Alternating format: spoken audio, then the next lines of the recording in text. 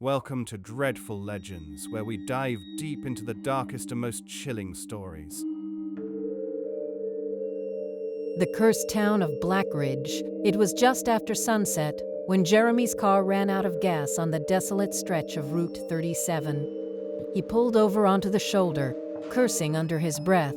His phone had no signal out here in the middle of nowhere. He checked his gas gauge again just to make sure, but the needle was planted firmly on empty. Up ahead, through the rapidly fading twilight, Jeremy could make out the shape of a small town not too far off the road. At least there might be a gas station or someone who could help him out.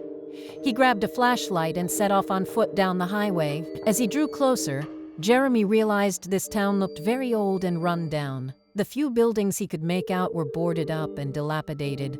Rusted husks of old cars lined the main road leading in. Something about the place gave him a deeply unsettled feeling. He followed the main road into the center of the town, his flashlight beam cutting through the inky darkness. The streets were dead silent except for the whisper of wind. Litter and debris were strewn everywhere. It was as if everyone had fled from this place in a great hurry and never returned. Jeremy picked up his pace, wanting to get through this ghost town as quickly as possible. He turned a corner and came upon the wreck of an old gas station. Chance at last. Maybe there would be enough fuel left over to get him back to the main road. But as he approached, Jeremy realized with a chill that the gas pumps had been smashed and rendered useless long ago. He shone his light through the grimy service windows and saw the office area had been thoroughly trashed. There was no hope of gas here.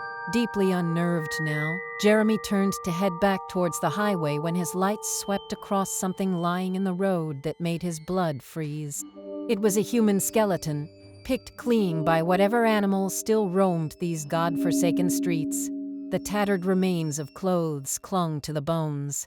Jeremy's heart pounded in his ears as his light trembled across the horrific sight.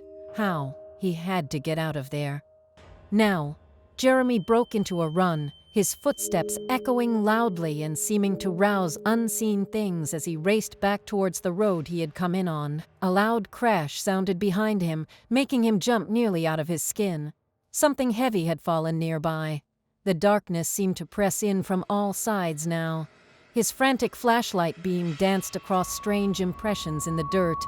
Long furrows as if something had been dragged. Unable to stop himself, Jeremy glanced over his shoulder to see a hunched, vaguely human figure just a few yards behind him, watching him with tiny piercings of red light where its eyes should be. He ran blindly, careening around corners, his breaths coming in ragged gasps. The whispers started soon after, eerie voices seeming to pour from the very darkness itself, surrounding him in their ghostly cacophony. Skeletal faces pressed against window panes as he passed, their agonized grimaces illuminated briefly in his light. Everywhere Jeremy turned, he saw more victims of this accursed place, lying where they had fallen, their pitiful remains turning slowly to dust. Finally, blessedly, the highway loomed ahead, cutting a path out of this nightmare town. Jeremy raced up the road embankment, nearly throwing himself into the path of a passing semi before it braked hard with a piledriver of an air horn blast. The trucker leaned out his window as Jeremy cowered on the shoulder, gasping for air. "Hey buddy, you all right? What's going on back there?" Jeremy could only shake his head, rendered mute by the horrors he had witnessed. He turned to look once more at the town, now seeming to fade and blur at the edges, as if it had only been a sickening mirage. The trucker's radio suddenly crackled with the hoarse voice of some late-night DJ, and stayed away for decades after the Rayburn mining disaster of '52. A damn cursed place. That town, those who go poking around in places man was never meant to tread get what they deserve. The transmission dissolved into static, leaving only the endless road whisking past underneath the cold stars. Jeremy swore then and there that he would never so much as speak of the name Blackridge ever again.